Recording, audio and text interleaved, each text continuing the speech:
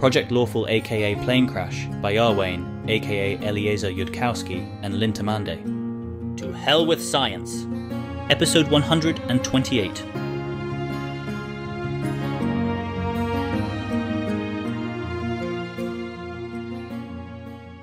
Anyways, I think we're drifting off topic a bit. Returning to the main point, I suggested that if you were mounting a serious assault to conquer the Keltham environment and you hadn't figured out yet how to get any result, but yes, your next step should include measuring other things about me besides my yes answer. Measuring how much time I took to answer each input as precisely as you could with your time measuring instruments and writing down all those results. Trying to predict the time for new inputs you constructed. I don't know how much probability you got off Asmodia, but can any of the researcher candidates say what that advice truly means? Why it makes sense, in terms of the law of probability? Because it removes twos.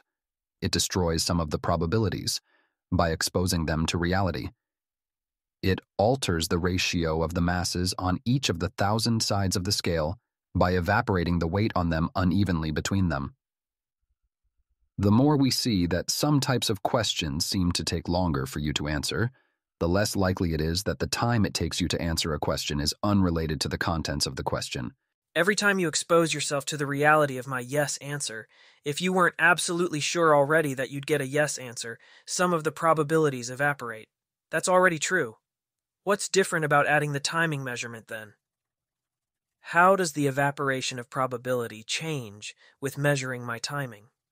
How does it change with measuring my timing more precisely? How does it change with trying to predict the timing for particular inputs instead of trying random inputs and passively observing the timed results? After receiving mental approval, Willa says, I was really surprised by the first long pause after an input of very simple small numbers. Then I tried bigger numbers and got a short pause. Then I tried small numbers again and got another long pause. This seemed to sharply reduce the probability that whatever was being done to the numbers was a direct computation of some kind. And from there I realized the type of answers I'd been missing really fast. The leading theories I had were that long pauses meant difficult questions. Long pauses were unrelated to the difficulty of the question, perhaps being randomly decided, and long pauses were a deliberate attempt to mislead me. Trolling, in your parlance, in that order. I would have put roughly a 6-2, 1 ratio on them when I started, though in fact I did not think that explicitly. If I asked a question that I expected would be difficult and you answered slowly, that was evidence that either I was right, it was difficult, or you were trolling me, and also that, given that I believed it was a difficult question, that my first theory was right, and my second and third theories were wrong. If, on the other hand, I expected that it would be difficult, and you answered quickly, that was evidence either that I was wrong about it being difficult, or I was right and you were trolling me, and also that my leading theory was wrong, and hence one of the others, or neither of the others, was correct. So that's the particular things that happened during your timing side channel experiments, and what you thought about them in Taldane. The thing I'm asking for is more like, well, I called it probability sight at one point, by analogy to arcane sight, and Asmodia called it that too, after she suddenly developed it one day. It's an abstract way of seeing things that would generalize to doing more science later. I'm trying to figure if there's some way to get it into people without either raising them as Dathilani or dropping an artifact headband on them for 2 hours and inducing a permanent need for a cognitive prosthetic. Let me try.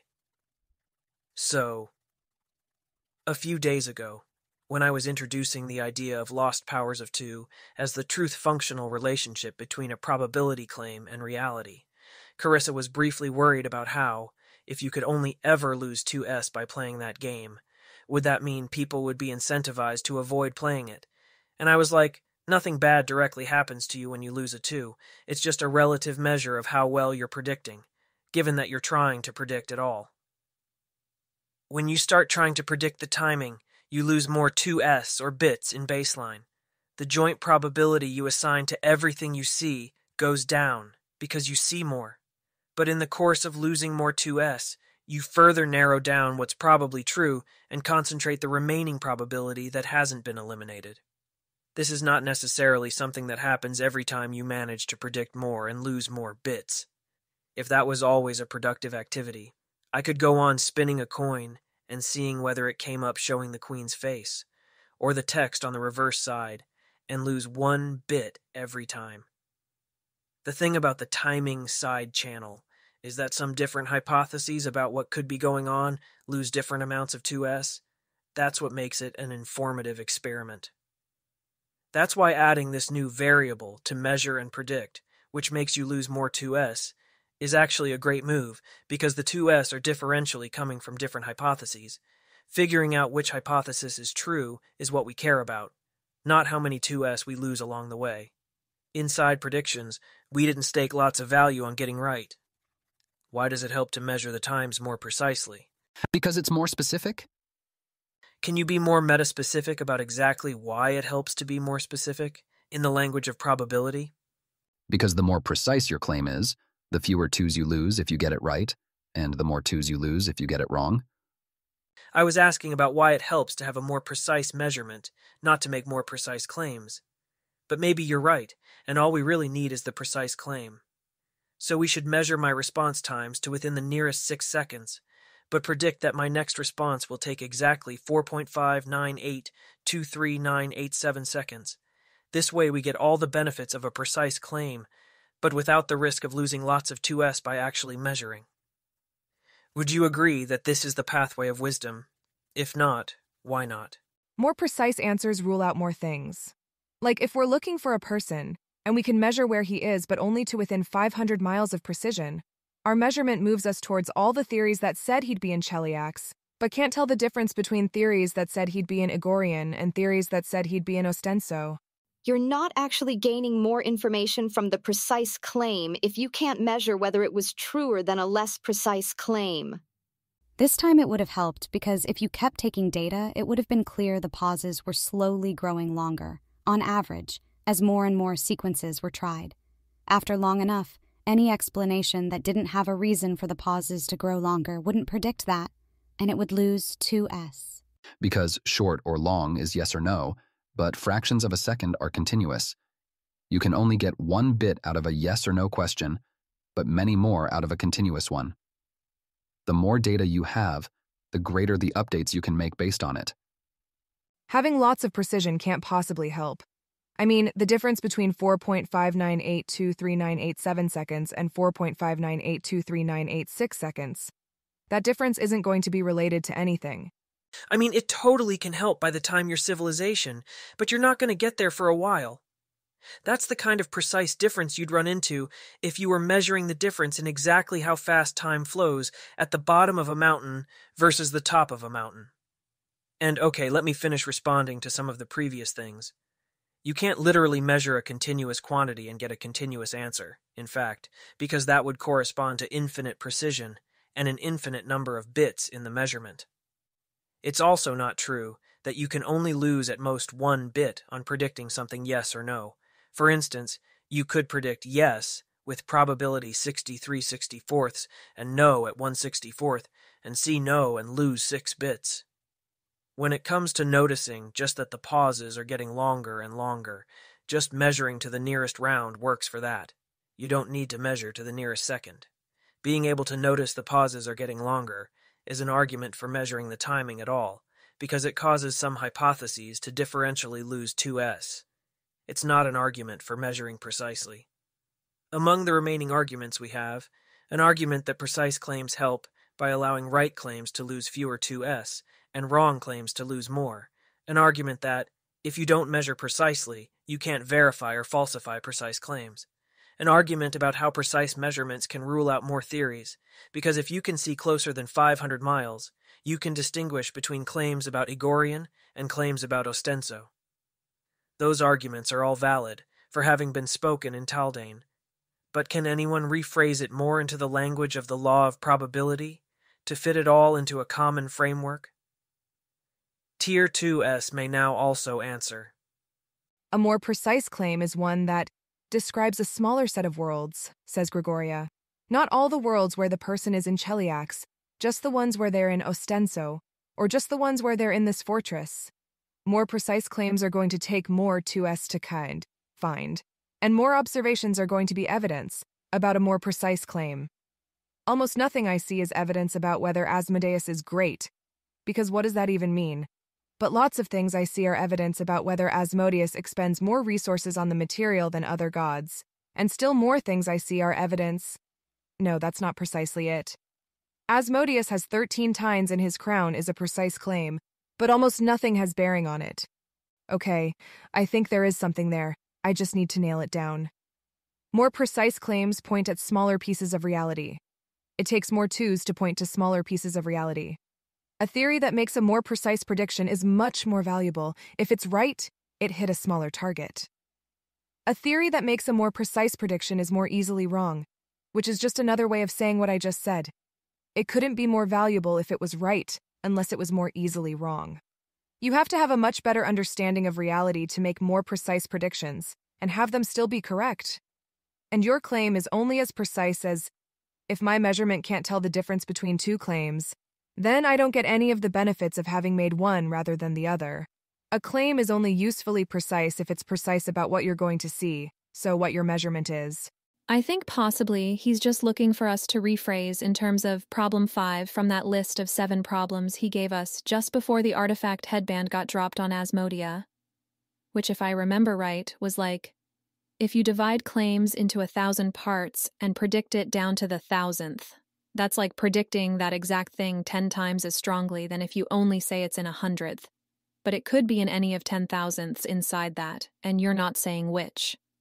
If you only measure it down to the 100th, you'd... I'm not sure what happens then, but you obviously can't be proven correct in the claim about thousandths. Yes, that's what I just said, Gregoria says. Yes, that is exactly what Alexandra was trying to say. Tier 1S. It doesn't take more 2s to point at smaller pieces of reality. It takes more 2s to point at smaller pieces of the probability distribution. If you assign probability 164 to something, it takes you 6 bits to point there. If you're already assigning 98/100 to some particular measurement coming in at exactly 0.891 seconds, you're only going to lose 0.032s each time. Once you can exactly predict the measurements very certainly, they're not helping you narrow down things much further. It would only automatically take more bits to specify narrower pieces of reality if there was some kind of fixed probability distribution, or this actually feels like it's pointing somewhere important, but I don't know where yet. Precise claims don't have to talk about a smaller set of worlds. There can still be probability everywhere. It's that most of the probability will be concentrated in a narrower set of worlds. But theories only have so much probability to spread over all the possible precise measurements, so when there's more possible measurements, the probabilities on the vast majority of possible measurements have to be thinner. Measuring things to 3 decimal places is one way to get lots of possible outcomes you're measuring over. But it could also be something like measuring 3 different things about it down to 1/10 apiece. If one theory puts lots of its probability within 0.002 seconds of 0.891 seconds, and another theory says 0.887 plus or minus 0.003 seconds, they've got some overlap, but measuring down to the nearest thousandth is pretty likely to do a good job of prying them apart. Measuring down to the nearest hundredth instead would be like adding up all the thousandths closest to that hundredth to get the theory's predictions about what the measure would say as opposed to what was exactly real. And then the 2 theories would give around the same probability to measuring 0.89.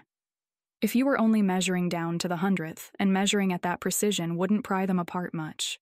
You could maybe pry those 2 difficult theories apart more, even with only 1/100th precision available, if you constructed your experiment to measure them somewhere different.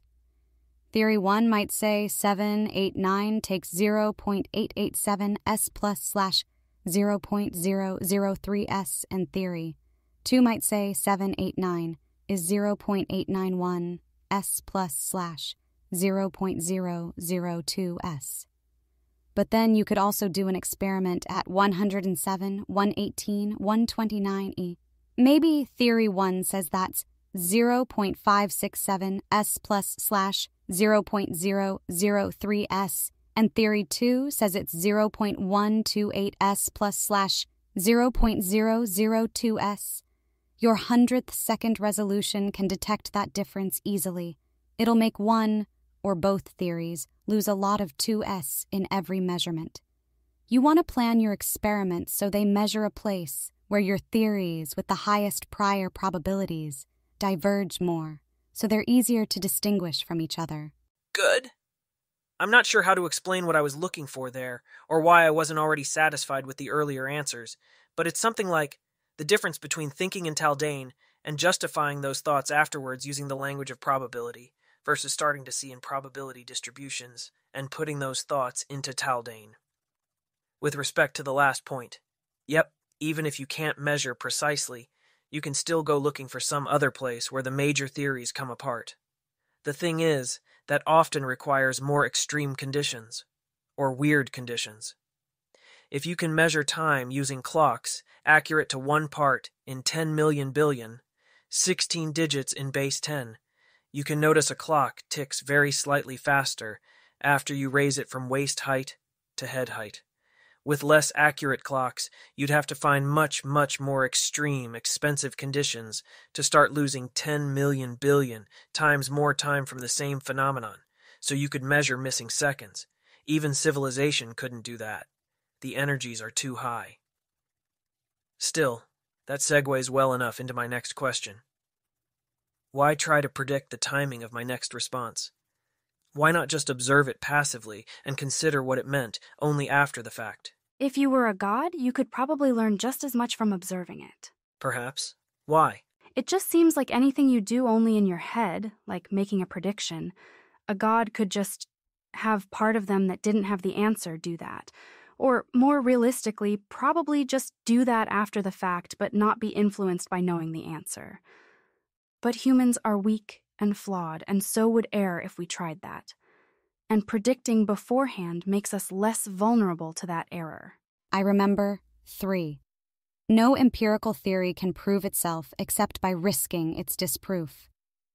Is part of it that if you don't make the theory before the fact of seeing the evidence, it can't have a real risk of being disproved by that evidence? Because if the evidence was already there, you knew how it would interact with the theory beforehand, and so there couldn't be a real risk involved? More of an issue with mortals than with ideal agents, or, I suspect, gods. Or maybe it's just the lawful ones, I don't know. But an ideal agent, even a bounded ideal agent, if it considers the theory after seeing the evidence, won't be at all influenced by having seen the evidence in what predictions it says the theory makes. So while it might not even bother to invent some wrong theory, if the evidence contradicts it, it would nonetheless be the case that if you asked it what the evidence said about that wrong theory, it would know the correct answer there. I nonetheless claim that if you hook up to the Keltham environment a random input generator that picks 3 random numbers each independently between -1,000 and +1,000, and let a god passively observe that, the god will learn less than a mortal playing the game with Keltham. Well, maybe not with the timing side-channel information added, but definitely without that timing information. Furthermore, I claim that this mysterious superiority of the mortal over the god has to do with a process which includes the mortal predicting things in advance of seeing them, nor may it be done without the mortal making those predictions. Well, say the god has several theories and isn't sure which is right. If the god doesn't get to choose the numbers, then they can't pick numbers that distinguish between their theories. You can figure things out a lot faster if you get to choose what tests you're doing. So being able to choose which tests to do is really valuable, but only if you have some underlying guess about what's going on. So you can choose tests that show if you're right. If you have no idea what's going on, then tests aren't any more valuable than the random numbers. Yeah, that's basically it. In terms of what you should be feeling using probability sight, it's that you've got to extend out the predictions, the likelihood functions, from the things that might be true to possible observations So you can imagine what sorts of observations might distinguish between things that might be true, and then steer into that region of reality, so you get to see those observations. In terms of underlying law, there's a huge amount of math here of computer science about what determines how many observations you need, in principle, to narrow down between theories in particular classes, none of which is a practical priority for you to learn right now, because mortals are so enormously less efficient than gods, or so I expect, who in turn are enormously less efficient than ideal agents. So the principled bounds hardly matter. You're going to be buying way, way more evidence than a god would need to arrive at the same conclusion. But among the things you learn from studying those impossible ideals is that it takes much, much less evidence to figure something out when you're allowed to pick which questions to ask. It's often the difference, not so much between can be done with 10 copper and can be done with 1,000,000 gold, as can be done at all versus can't be done at all. Next I ask, is there any wise advantage in looking at a quantity, a scalar quantity like the amount of time I take to answer? Why the amount of time, instead of, say, my facial expression and where my eyes were moving? Not that I was letting my eyes move down the page in order, or anything that easy to catch, but still. Why focus on the amount of time I took, which collapses down to a scalar quantity, and not, say, the order in which I approached students when more than one student had their hand raised? Wouldn't the order in which I picked students be a more complicated, structured, interesting thing to try to predict? Is there any advantage to trying to measure scalar quantities, besides that they could be measured more precisely, using a pocket watch that I didn't catch anybody actually looking at? Asking dumb question is better than asking no questions. And so he will let himself be scourged by failure?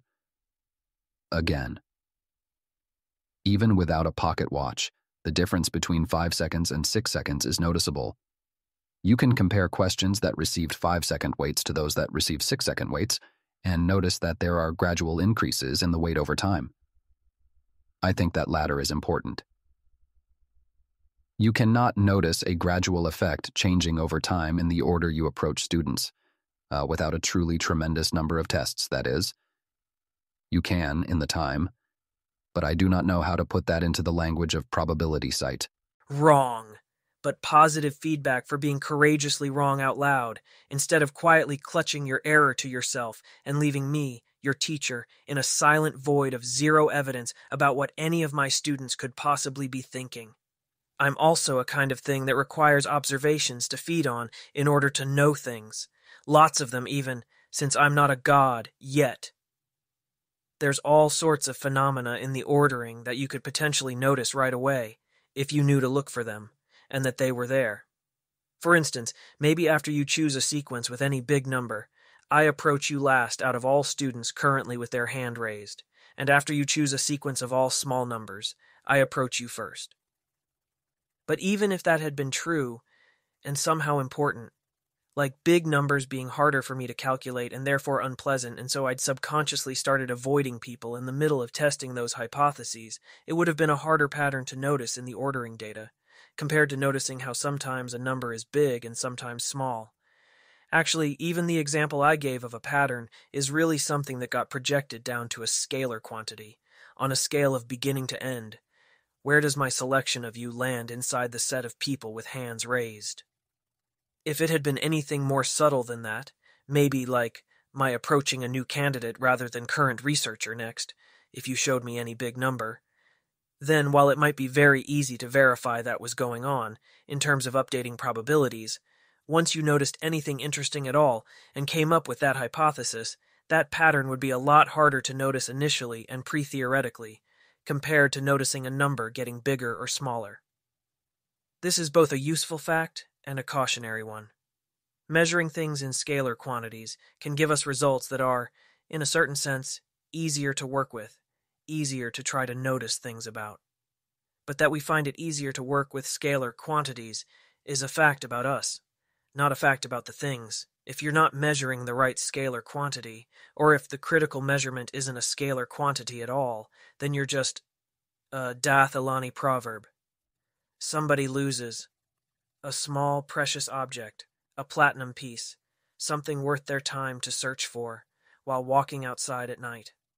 While retracing your path, it might make sense at first to go looking in any well-lighted places along which you'd walked, just in case your platinum piece happened to be there. But if you don't find it there, the first time, you need to go get a flashlight, a light-generating object, and go looking along the rest of your dark path where it isn't as convenient to look.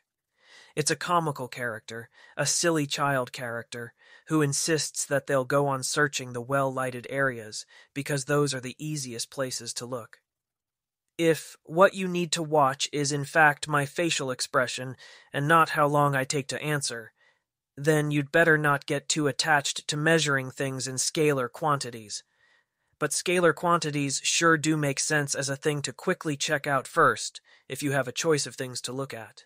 In fact, you might find it so much easier to notice patterns there that your science mind gets out of the habit of even looking at things that aren't easily measurable scalar quantities. With that caution in mind, scalar quantities are easily related to each other. Not just that, easily related to each other by math, which makes it easier to notice all sorts of mathematical patterns in them. If you'd started recording my times more exactly, and found that my average delay times were growing over time for every student, but growing at different rates for different students, you could start looking for other scalar quantities that were growing at different rates for different students. Then, one of the scalar quantities you checked might be the number of previous inputs that student had already written down. Then, when you found that my delay time was roughly, and on average, proportional to the number of previous inputs, in a way that was similar across all the students, even as different students had different numbers of previous inputs growing over time, you'd have a critical insight into the structure of the Keltham environment's behavior. A habit of measuring all the even slightly relevant-looking things that come out in scalar quantities, or in baseline, quantifying the quantifiable observables, is something that civilization has in fact found incredibly useful. When we start messing around with spell silver, we're not going to be trying a bunch of random crap to see if anything works, even as written in the language of chemistry, where random tries are much more likely to do interesting things. We'll crush a lot of spell silver ore down to sand, and mix it all thoroughly so every batch of ore sand we use is almost exactly the same across experiments. We'll try small perturbations to the process, most of which will be harmful, but we'll quantify exactly how much less spell silver came out the other side, and compete to come up with theories that try to call those experimental results in advance. Even if most things we find make the process worse, those are still facts we can use, especially in combination with other Daithilani knowledge, to build up testable hypotheses about what's going on inside the spell silver refining process. Am I saying the same thing as you if I say, it's good to measure lots of things, but it's especially valuable to measure things you can turn into numbers on a common scale, because those are some of the easiest for humans to notice patterns from? So when stuck, measuring your response times was likelier to be useful than noting whether you blinked or not? Yup, well done at simplifying back into Taldane. Though, to be clear, it's even more easier for machines to notice patterns in numbers, but you won't have any number-noticing machines for probably a fair while.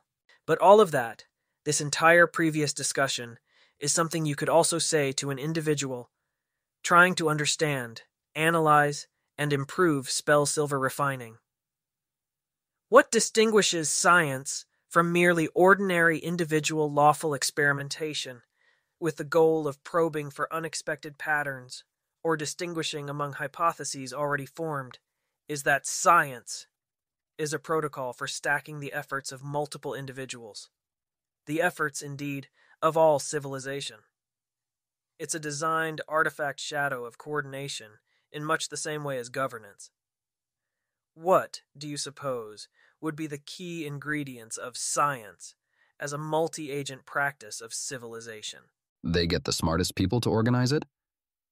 They offer rewards for correct theories, and punishments for incorrect ones. Standardization of weights, terms and measures, and requiring universal and public record keeping.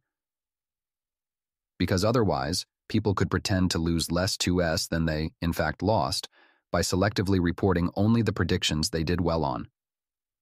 They do it with prediction markets, because he explained those shortly before explaining this. You need either a way for people to see and interpret the results of other people's individual experiments, like standard reporting of results, or a way to aggregate individual guesses into an overall best guess without anyone having a reason to say something other than their real best guess. If you have that, you don't need everyone reporting their experiments, just betting on reality with the knowledge their experiment gave them. Prediction markets do that, and also do another thing you need, which is a reason for people to go out and do experiments instead of staying home and making their numbers up. Prediction markets actually don't work well enough at paying people to go out and secretly do experiments. The market traders are pretty good at guessing when somebody else is just coming in with new information. And the old traders won't sell at their previous prices. The price moves sharply enough that the experimenter often can't make much of a profit off the prediction market. Like the current price is 80%, but that doesn't mean you can just buy 1,000,000 shares at 80%, reveal your experimental results, and resell at 90%. Once you start buying in massive quantities like that, the price starts moving upward from 80%, because market participants have guessed you have private information. It's more straightforward and direct and less clever than that, actually. What happens is that people will just straight up promise impact purchases on discoveries they want to see made.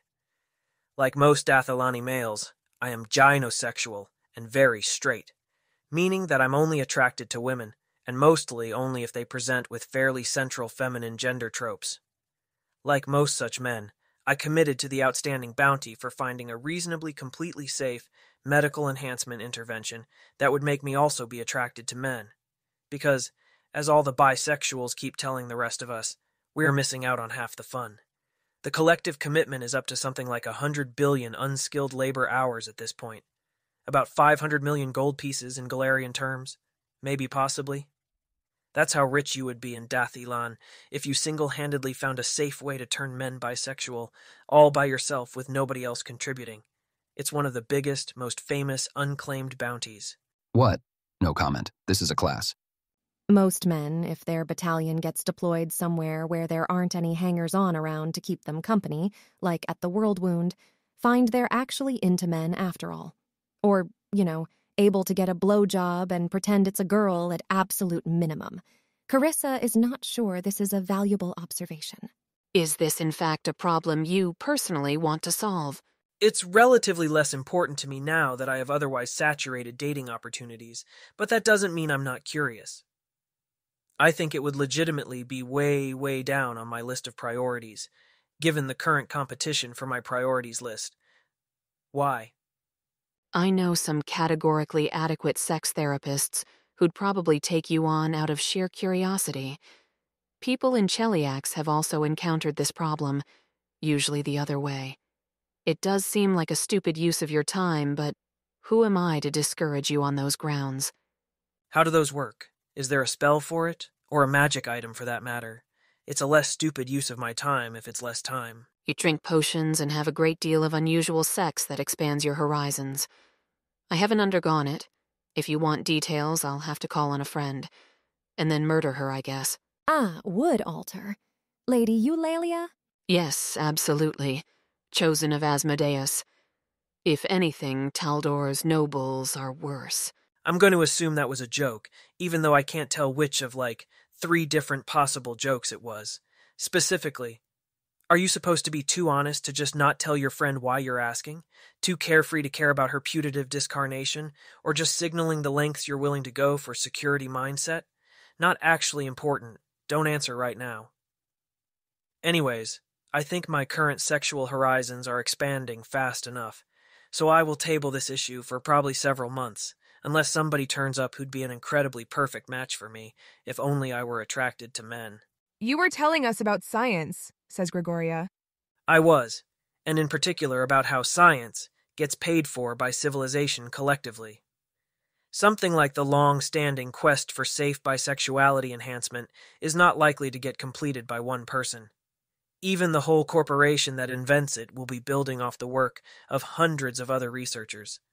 The commitment I made doesn't get paid out just to whatever corporation invents the treatment.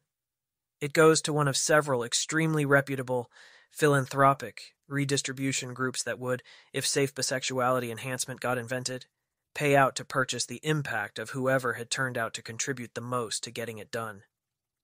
With a genuinely massive bounty like that, there's multiple venture philanthropists who are playing a multi-decade game of funding, promising scientists to work on related investigations in exchange for a portion of their impact, and then reselling their shares of impact, of people who made discoveries that will plausibly be worth hundreds of thousands of gold pieces later, if safe bisexuality enhancement gets invented, with their work having contributed 0.1% of what got done.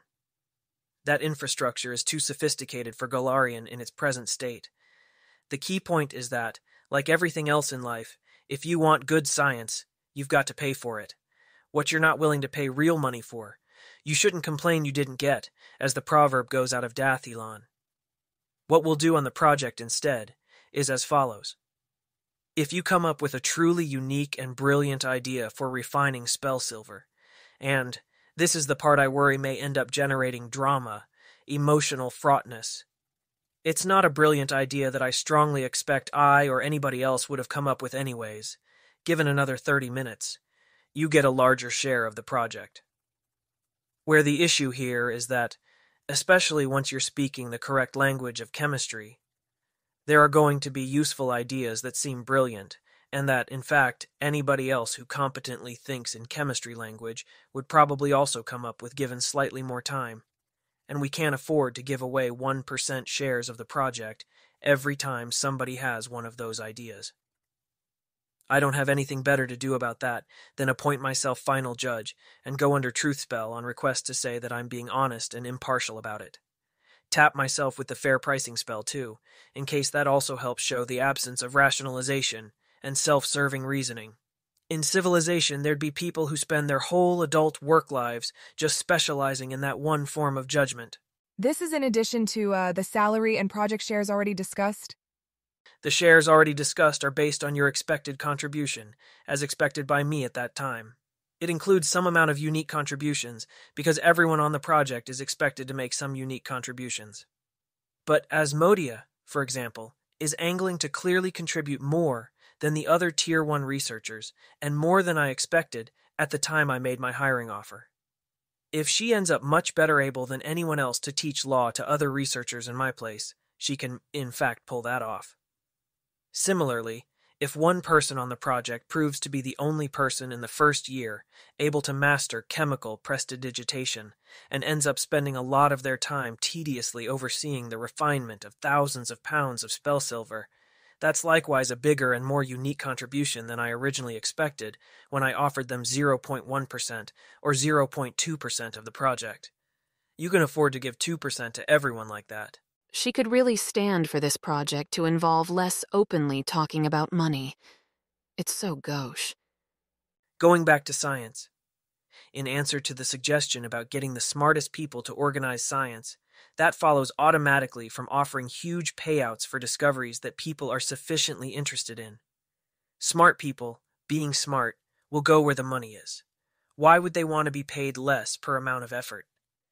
Even good smart people will usually go where the money is, because that's what civilization is saying it cares about. Also, to be clear, if you discover something important that nobody even thought to ask for or expect, plenty of utility buyers will show up and pay for the impact on that too. Civilization has done that many times before, because it's important to be consistent and predictable about that sort of thing. I'll be aspiring to do the same on this project, which is all that Golarion has of science. For a time. Standardization of measures. I'm not sure what it would mean for something to be a measure that wasn't standardized, but this being Golarion, I'm afraid to ask. Yes, if you measure something in Dathilan, you would report on that in the same units as everyone else in civilization uses. Otherwise, people wouldn't build on your results, and that would decrease the amount of impact you got paid for. Surely there are also smart people who don't particularly care about money.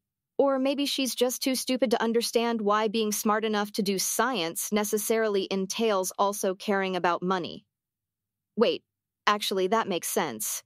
If science is specifically about wanting to understand the universe so you can conquer it, so if you're like Corva and you don't care about that, then you won't be any good at science in the first place.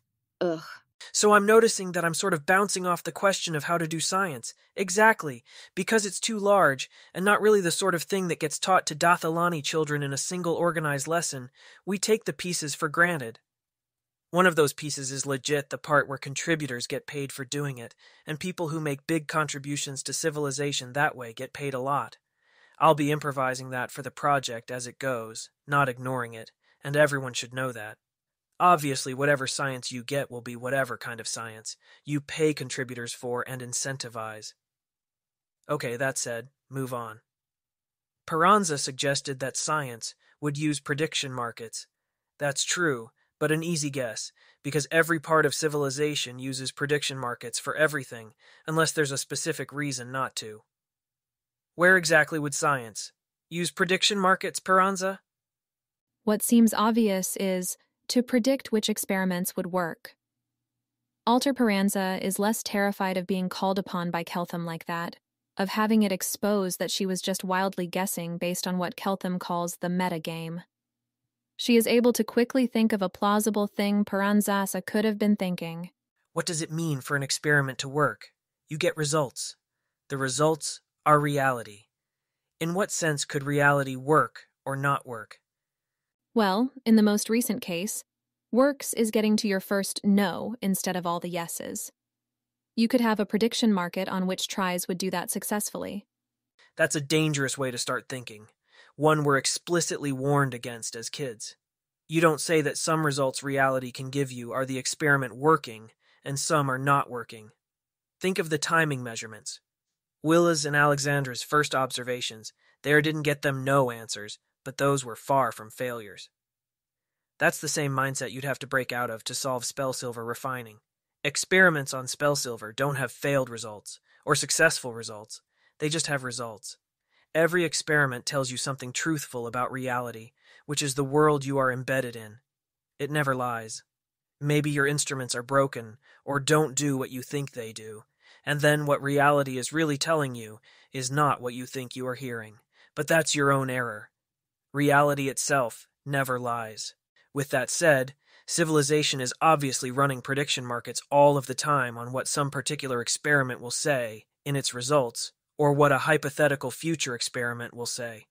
Prediction markets are a fundamental part of doing community experimentation, because prediction markets are a fundamental part of collective epistemology.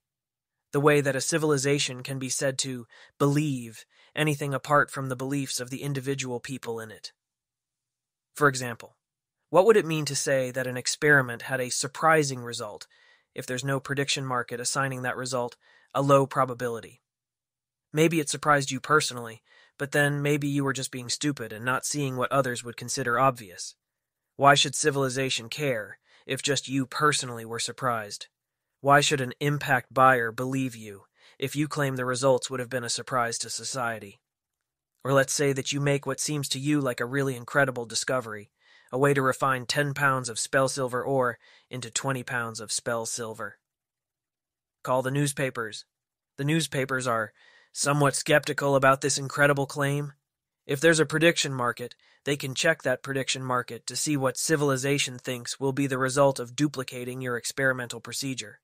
If there's no prediction market, the newspaper just has no idea what to believe, and it sounds weird, or so I imagine, and so your possibly incredible discovery drops into the void. Or maybe I'm too optimistic about how it works in Galerion, and instead the newspapers print excited stories about your Spellsilver discovery, which any real Spellsilver scientist knows has to almost be certainly false. But intelligence 10 people read the newspapers, and now they think that's how Spellsilver mining totally works, and they're confused about why nobody else is adopting this great idea. Actually, that's still too optimistic. Actually, they'd just stop believing things they read in newspapers, including the things that experts actually did believe. Or maybe that's too optimistic, and... Anyways, Galerion having no prediction markets is perhaps alone an already sufficient explanation of why Galerion has no science, and is so far below Dathilan's level of knowledge. Nobody knows now at which point in history science was invented, at what point pre-civilization really started learning collectively, rather than as a set of individual experimenters working in isolation or small groups or factions. But I would expect that it only happened after the simpler idea of prediction markets got invented first. You have to be able to say what civilization believes before you can observe or measure how fast civilization is learning or figure out how to make it learn faster. Checking with Asmodia. In alter cheliacs, like in real cheliacs, are the newspapers forbidden from publishing sensationalist nonsense? Snap decision. In alter cheliacs, it's illegal for a broadsheet to say that the church or crown affirms something they don't affirm, and that cuts down on the worst of the nonsense among relatively intelligent people. But it's not illegal to be wrong, so long as nobody gets their person or reputation injured as a result. And nothing being said is treasonous to the crown or insulting to the church. Sivar, that sound right? They're going to have to produce broadsheets consistent with it, possibly immediately, but sounds about right in the sense that going more Dathilani than that would be uncharacteristic. Oh, right. They have to be able to produce the broadsheets on demand, if Keltham insists that somebody teleport right out and get one right away, as a conspiracy check. Asmodia should have thought of that. And they have to look like Taldorian broadsheets, not Chelish ones like people in Cheliacs already know how to produce. This sounds like a nightmare for the conspiracy, actually. Maybe broadsheets were found to produce enough misinformation and riots that they had to be allowed only to a few Crown-supervised offices. It doesn't make Cheliacs look like Absalom, but it would explain why Alter Cheliacs' broadsheets are relatively small and look government-produced. The alternative would be grabbing some Taldorian broadsheets and rapidly retraining some Crown authors to be able to produce more of the same, with most of the content ready to go and print as soon as Keltham demands it for any particular day. Ione or Meritxell, comment something that doesn't have anything to do with newspapers. Corv Talandria has a newspaper-unrelated question ready. That she wasn't sure whether to ask security can prompt that one. Oh shit, someone is listening, okay. Does that mean that political unification and a lack of factionalism are also necessary prerequisites for science? Not sure I'm following the logic behind the question? You need a single market for predictions, or rather you'd expect to end up with as many separate science as there are separate markets. But a single worldwide market follows automatically from arbitrage. If one market is buying a proposition at 80% and one market is selling at 60%, you can buy in the 60% market and sell in the 80% market and make a guaranteed profit and do that until the prices equalize. Why did people tell her to ask it if it was a dumb question? Well, I guess I was thinking that if different countries are doing their science secretly, then that's sort of like what you were contrasting it with, the experimentation of a small group or a faction. And I was wondering whether a worldwide effort was a necessary part of the concept. I guess you might not need political unification for a worldwide effort like that, at least on some things, but I don't think it happens automatically. The markets would have to know about each other, both in terms of not being secret and in terms of having the ability to reliably trade information even about things that aren't secret. Oh, sure. There's all kinds of secret research in civilization. Startups working on something proprietary, probably some stuff governance does that would be socially info-hazardous, like scalable weapons research, and, one assumes, almost everything to do with the Keepers. That's just like mini-science, where you pretend to be your own little civilization. Obviously, if you could have one big civilization under the law of coordination, you could also have several smaller ones being governed by the same rules. The only difference I can see is that any smaller mini-science, like that would be shoulder-standing the bigger science project of the rest of civilization, of which it's part. Relayed to Corva. We needed a question for Keltham that wasn't about newspapers, while we tried to figure out how broadsheets worked in Alter Cheliacs. Your sacrifice and obedience is acknowledged. Oh, that makes sense. She is glad to have been of service to the project and surprised and grateful for the context. She's going to nod and shut up now.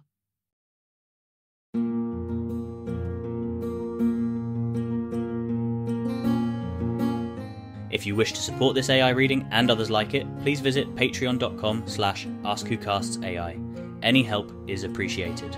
And thank you to executive producer John Doe 7776059